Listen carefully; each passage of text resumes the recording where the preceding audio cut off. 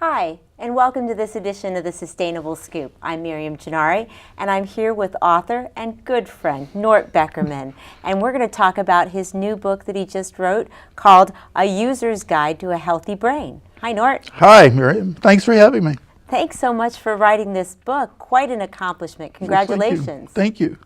Now, I know that some people go into life wanting to be authors. That's not how you came about writing this book. So tell me, what motivated you? No, I had some serious cognitive problems back in the late 90s. One of them being my memory, the other, I couldn't talk. I lost my ability to speak. I was told I had an incurable brain disorder, and I needed to understand what was happening to me, so I started studying the brain. I had to learn the language of neuroscience, and it was like putting a big jigsaw puzzle together without a picture. I put it together, and I felt that other people could benefit from what I did. And it's so important to sustain good, healthy brains. It's important for us to keep our brains healthy and functioning effectively, and the brain is so forgiving. So what I did is I wrote a book that I thought would help other people, that I could share what I learned. Well, I'll be honest with you, a lot of people, myself included, the idea of picking up a textbook on neuroscience and trying to interpret it to cure myself would be impossible, but that's what you did. You improved your cognitive skills from your studies. I did. Oh, my heavens, yes. And now the guide here is a way to help other people make those improvements as well. Definitely, definitely.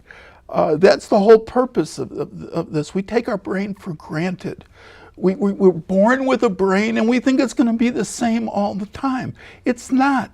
Your brain needs to be repaired. It needs to be built. It needs to be developed.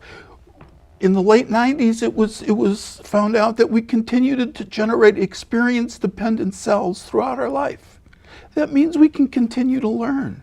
We can continue to do good things. Aging does not cause cognitive decline. It's what we do as we age that causes cognitive decline. So you know what I found really interesting when writing the book? Well, first I was thrilled that I was able to understand it. So thank you. After the first chapter, I knew I could get through it. It wasn't preachy. It wasn't telling me about all of my mistakes, but it was very optimistic, not only in the success that you had in regenerating and developing your cognitive skills, but you're very optimistic about what people can do to personally develop their brain skills. Well, I think that that's part of the excitement of the whole thing.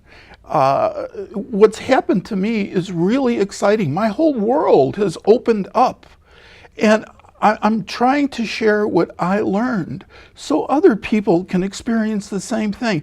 It's very exciting. You can't go into developing a healthy brain or a healthy lifestyle and think it's going to be drudgery. It's not. You know, you touched on probably the most exciting part of the book when I realized that it isn't drudgery, it is about a lifestyle. And so many, cardiologists and nutritionists are all talking about the same things. What people don't seem to realize is that it's all connected to you say the brain is not like your arm or your leg. It's independent, it's the boss, right? The brain is the boss, right? It's your control center. Your brain is receiving information constantly, and it's issuing directions and instructions to the rest of your body. So what if I asked you, and I know it's hard, it's not that long a read, and I want everybody to read it, young and old, but what if I said, what 3 things could an individual do to most help themselves develop and maintain good cognitive brain health? Well, I think the first thing is that they have to keep learning. Puzzles and mind stumpers are great for mental flexibility, but you have to keep learning. Learn how to sign, learn a language, learn a different musical instrument, learn chess, learn how to cook, learn how to sew, but learn. So people who retire, and that message goes to our dear sweet Craig, who recently did, should not just retire and sit back on their porch and let the years wind away, but get engaged. Oh yeah, learn something that's fun, okay? And that's the first thing. I think the second thing is watch the foods that you eat and drink, including water. They're very important. We don't eat and drink just for no reason at all. Eating and drinking is incredibly important to brain health. And then the third thing is physical activity. Stay physically active. Walk. It doesn't take a whole lot. Walk, but do things that are fun. Go out. This is a great area to go out and explore. Great place to walk. Some of the nature centers, some of the trails. But walk. It's just all exciting. It opens up all kinds of different things.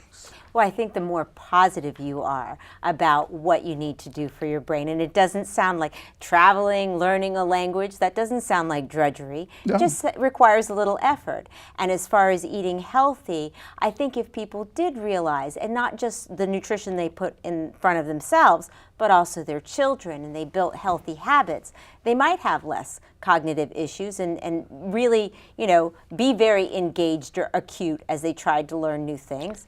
And then as far as physical activity, that's all about metabolism and, right? Yeah, sure. Physical activity isn't just the question. It gets your blood pumping, it keeps your blood vessels soft and flexible, but it also helps to generate a chemical that produces experience-dependent brain cells. Well, so now you're getting into the meat of the book. So I think that we should just remind everybody to read this book. I did, and it wasn't hard. And if I can do it, anyone can do it.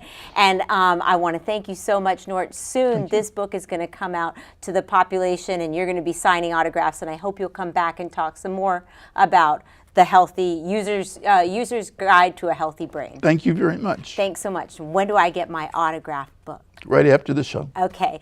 Thanks so much for watching The Sustainable Scoop. I'm Miriam Gennari. Back to the news desk.